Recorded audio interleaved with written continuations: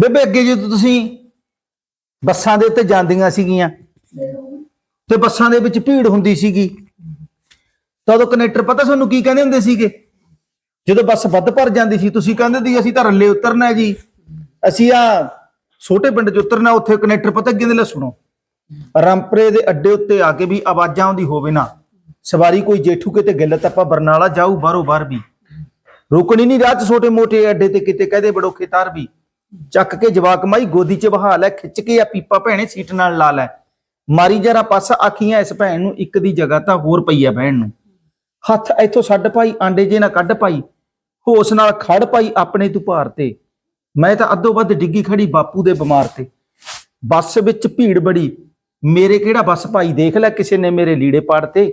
ਤੂੜੀ ਵਾਂਗੂ ਥੁੰਨ ਕੇ ਕੰਡਕਟਰ ਪਤੰਦਰ ਨੇ, ਦੇਖ ਭੈਣੇ ਕਿੰਨੇ ਲੋਕ ਫਾਹੇ ਚਾੜਤੇ, ਤੂੜੀ ਵਾਂਗੂ ਥੁੰਨ ਕੇ ਕੰਡਕਟਰ ਪਤੰਦਰ ਨੇ, ਦੇਖ ਭੈਣੇ ਕਿੰਨੇ ਲੋਕ ਫਾਹੇ ਚਾੜਤੇ।